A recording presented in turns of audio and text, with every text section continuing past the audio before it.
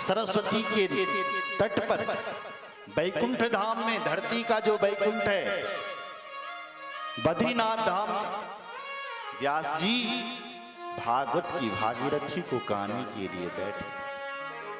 व्यास जी बोलते गए, गणेश जी लिखते गए, लिखते गए, लिखते गए, और धीरे धीरे ये भागवत की भागीरथी तैयार हो गई। अब व्यास जी ने सोचा, भाई देखो 18,000 श्लोक, 335 अध्याय और 12 स्कंदों की ये भागवत कथा तैयार हो गई है, अब इसको पढ़ाएं किसे? ये तो परमहंसों की कथा है, तो इसको सुनने वाला भी कोई परमहंस ही चाहिए। कौन है जिसको मैं भागवत कथा सुनाऊं सबसे पहले, पढ़ा? तो व्यास जी को अपना बेटा याद आ गया। कौन? शुकदेव, जो जन्म होते ही वन के लिए चले गया था। उस जैसा परमहंस और कौन होगा? पर मेरा बेटा तो जंगलमान नहीं हूं, कैसे सुनेगा वो भागवत कथा? कैसे पढ़ाऊंगा मैं अपने बेटे को भागवत की कथा? तो व्यास जी ने क्या किया कि अपने शिष्यों को 2-4 श्लोक पढ़ा लिए और फिर कहा, भाई तुम गाय चराने के लिए जा रहे हो वन में, और तुम इन 2 श्लोकों को गाय चराते हुए गाना। जाओ। अब शिष्यगण वन में जाते गए, गाय चराते गए और इन 2 श्लोकों को गाते गए जंगल में। जहां पर श्री व्यास जी के पुत्र शुकदेव जी समाधि में बैठा हुआ था, वहां पर एक शिष्य गया व्यास जी का, और उसने वहां पर एक भागवत का श्लोक गुनगुनाया। कौन? वरहा पीडम नटवर वप कर्णयो कर्णिकारम विप्रदवासः कनक कपिसं वैजयन्ती जमाला रंध्रान वैडोरधर सुधया पूरयन् गोपवृन्दै वृन्दारण्यं स्वपदरमणम् अविशद गीत कीर्ति। हमारे भगवान श्री कृष्ण मोर पंख धारण किए हुए,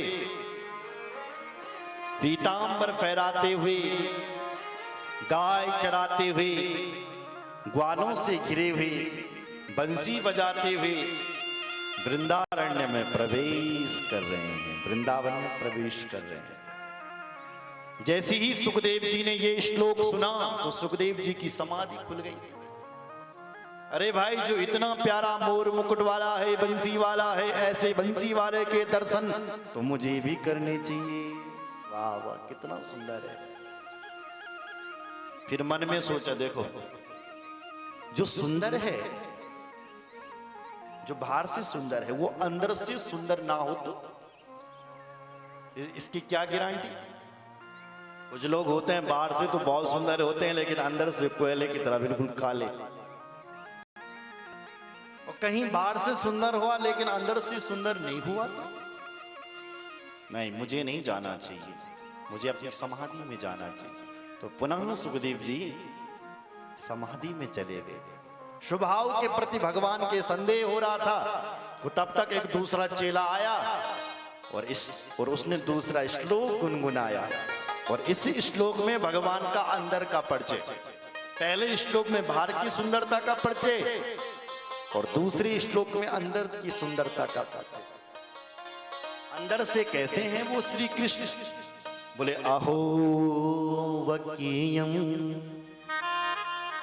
स्तन काल कूटम जिघांसया पा यदाप्यसाध्वी लेभे गतिं धात्र्यु चितां ततुं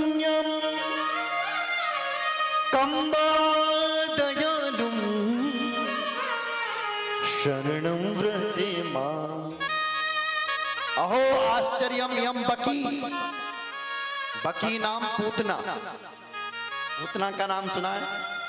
तो जो पूतना अपने स्तनों पर कालकुट विष लगा करके जिघांसयाम भगवान को मारने के लिए आई हुई थी, कहां? गोकुल में। उस पूतना ने अपने स्तनों पर कालकुट जहर लगाया और भगवान को वो जहर वाला स्तन पिलाया। भगवान कहते हैं देखो देखो इस पूतना को, ये पूतना मुझे मारने के लिए आई हुई है, पर काम मेरी मां जैसा कर रही है।